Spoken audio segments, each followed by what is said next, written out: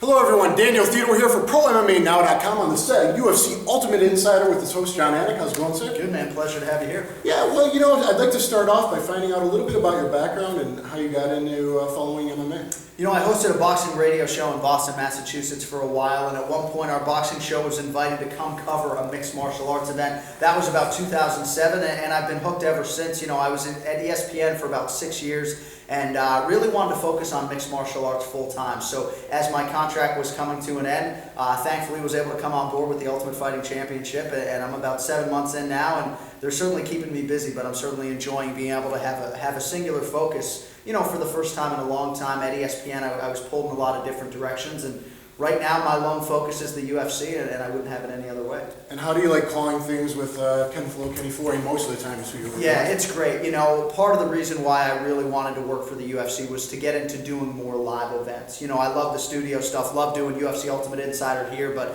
I really think that my best work comes in doing the live events. And I think there's just a different rush that you get when you're doing live events and doing live television. So that was a big focus for me in this next step in my career, and really enjoy calling the fights. You know, I didn't grow up with mixed martial arts, so I think it's maybe more challenging than it would be for me to call football, baseball, or basketball. But, you know, like anything else in life, the more repetitions, the better you get, and we're just trying to keep moving forward.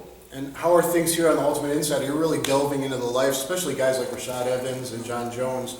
You've really been spending a lot of time with them and getting to know them. Yeah, maybe even too much time with those guys before their pay-per-view in Atlanta. But this show really is something that the UFC has needed for quite some time. You know, deviating from the standard news and information shows that are out there and really doing a magazine-style show like this that really humanizes these athletes. And that's what we've done here on UFC Ultimate Insider. We did a feature on Brian Stan looking back at his military past, which was very powerful, and some of the counterpunch stuff we've done that you mentioned with Jon Jones and Rashad Evans. Also sitting here with UFC Bantamweight champion Dominic Cruz and Uriah Faber and watching their two fights back with them, I thought provided some pretty powerful video there as well. So this show, I think, is a long time coming for the UFC, and it really just tries to attack these fighters from a different angle, never before seen footage, a lot of exclusive behind the scenes stuff, and you know, obviously it's something that isn't being done anywhere else, so we're pretty happy with it thus far. Well, of course, you just called the Ultimate Fighter finale live. What did you think about Michael Chiesa pulling it off? It's amazing. You know, he was a guy who stepped foot in Vegas and admittedly wasn't the most well-rounded mixed martial artist in the field, and I think most of us who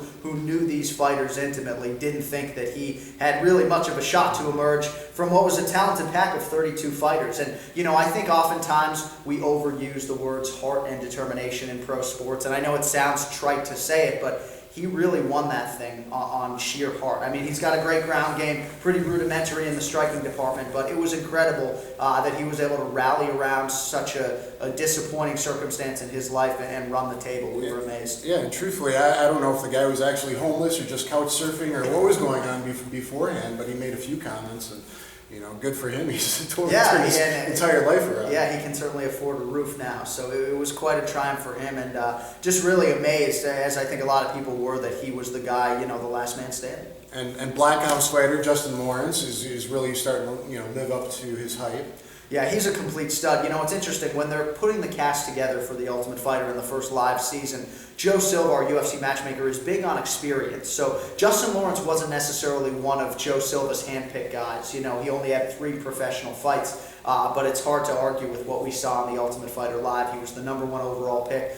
He's still just 22 years old, so still a developing fighter. Still has, you know, a lot of different things that he can work on, but he certainly took advantage of the showcase and the opportunity and put a nice capstone on his season with the knockout of John Kofor. So Justin Lawrence is a guy who maybe coming into the show was short on experience, but certainly proved worthy of a UFC roster spot. Absolutely. And I want to give a shout out to Miles Jury and Darren Cruikshank, you know, representing my home state of Michigan. I think they did rather well. Yeah. And, you know, this week we got, what's coming up? Ian McCall, Demetrius Johnson too.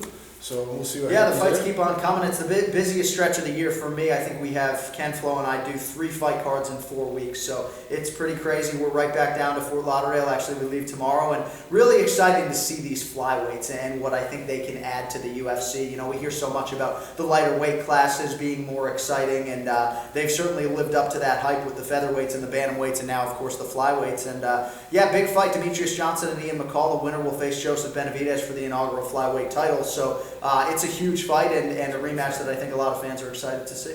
One more I'll throw at you. You know, Charles Oliveira is looking pretty sick. Absolutely.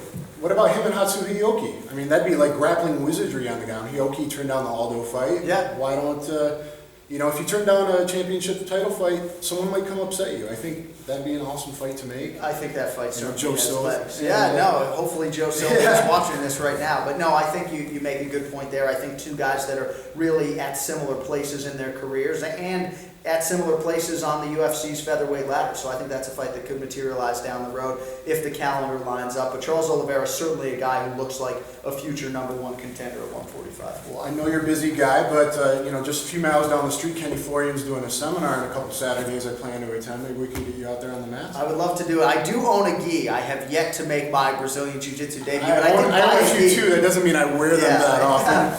But I figured buying a gi was the first step, so I did do that. But yeah. Well, guys, you know, you need to try and get Fuel TV. There's all kinds of UFC coverage. There's this show. There's lots of great shows. There's reloaded shows, live specials. You know, contact your cable or satellite provider and do what you can to get it, because really my DVR is just stock full. I mean, it's UFC all the time. And go to ProMMANow.com for all your information, and check out the CombatSystem.com. Thank you for having me today, My John. pleasure, man. Good to see you. All right. Take care, guys.